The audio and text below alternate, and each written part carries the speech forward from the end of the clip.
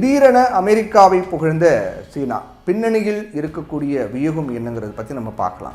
இப்போ போர் நடைபெற்ற சமயத்தில் கூட சீனா எந்த விதமான ஒரு ஓப்பன் டாக், அவங்க வெளிப்படையாக எந்த கருத்துக்களையும் பகிரங்கமாக தெரிவிக்கல, ஒரு மேலோட்டமாக ஒரு பாலிஷாக அவங்க மூவ் பண்ணாங்க. அப்படிப்பட்ட சீனா இப்போ திடீர்னு அமெரிக்காவை புகழ்ந்திருக்காங்க. அதுக்கான காரணம் தான் என்னங்கிறது கேள்விக்குறியாக இருக்கிறது. அதுதான் என்னங்கிறத பார்க்க போகிறோம். அமெரிக்காவினுடைய B2 ரக விமானத்தை சீனா புகழ்ந்திருக்கிறாங்க. தன்னுடைய நட்பு நாடான ஈரான் மீது குண்டுகளை வீசிய விமானத்தை சீனா எதுக்காக புகழணும் அப்படிங்கிற கேள்வி இருக்கு இல்லையா?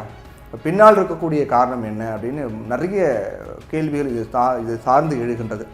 ஈரான் அணு ஆயுதங்களை உருவாக்குறது அப்படின்னு சொல்லி அந்த நாட்டின் மீது இஸ்ரேல் தாக்குதல் நடத்தினாங்க. ஆனால் அணு ஆய்வு மையங்களை இஸ்ரேலால் முழுமையாக தகர்க்க முடியலை.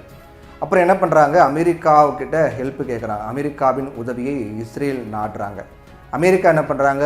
B2 ரக விமானத்தை பயன்படுத்தி GBU-57 ரக குண்டை, பங்கர் பஸ்டர் அப்படின்னு சொல்லப்படக்கூடிய அந்த குண்டை ஈரான் மீது வீசுகிறாங்க. இந்த தாக்குதலும் முழுமையாக வெற்றி அடையலை அப்படிங்கிறதான் சொல்லப்படுது. ஆனால் இதில் கவனிக்க வேண்டிய விஷயம் என்னன்னு பார்த்தோன்னா, ஊடுருவல் தான், அதாவது ஆப்ரேஷன் மிட்நைட் ஹேமர் அப்படின்னு அழைக்கப்பட்ட இந்த இராணுவ நடவடிக்கை 22ஆம் தேதி, கடந்த 22ஆம் தேதி நடந்தது. ஜூன் 22ஆம் தேதி 7 B2 ரக விமானங்கள் மிசோரியில் இருக்கக்கூடிய வைட்மேன் விமானப்படை தளத்திலிருந்து புறப்பட்டு 36 மணி நேரம் பயணித்து ஈரானுடைய அணு ஆய்வு மையங்களை தாக்கி இருக்கின்றது. இந்த நடவடிக்கையில் B2 விமானங்கள் எங்கும் இடைமறிக்கப்படலை அப்படிங்கிறது குறிப்பிடத்தக்கது. 7 விமானங்களும் பத்திரமாக அமெரிக்காவுக்கு திரும்பி இருக்கிறது. இது சீனாவின் கவனத்தை ரொம்ப அதிகமாக ஈர்த்திருக்கிறது. சீனா நீண்ட தூர ஏவுகணைகள் மற்றும் 6ஆம் தலைமுறை போர் விமான தொழில்நுட்பத்தில் முன்னேற்றம் அடைந்திருந்தாலும் B2 போன்ற போர் வியூக விமானங்களுக்கு இது இணையாகாது அப்படின்னு அந்த நாடு கருதுகிறாங்க.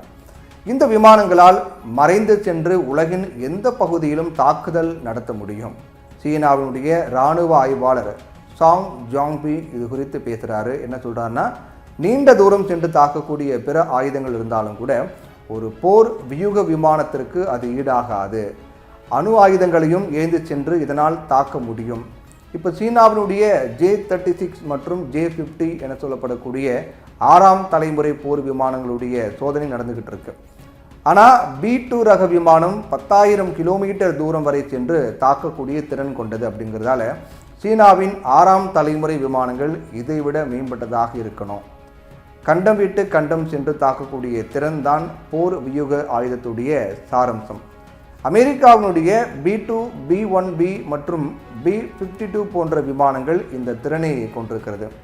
ஆனால் சீனா கிட்ட இப்போ அந்த திறன் இல்லை அப்படின்னு சொல்லியிருக்காங்க.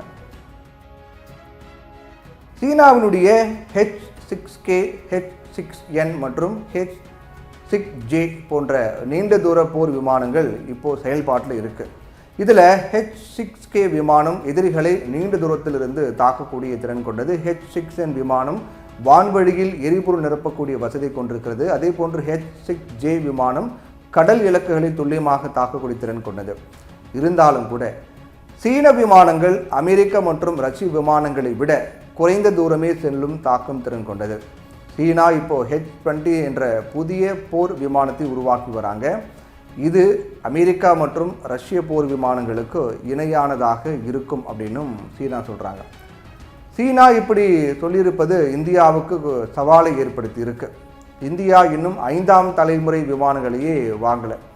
இப்படி இருக்கும்போது சீனா B2 போன்ற விமானங்களை புகழ்ந்து பேசியிருப்பது அதை போன்றே அல்லது அதைவிட மேம்பட்ட விமானங்கள் உருவாக்குவதற்காக முதல் படியாக பார்க்கப்படுகிறது.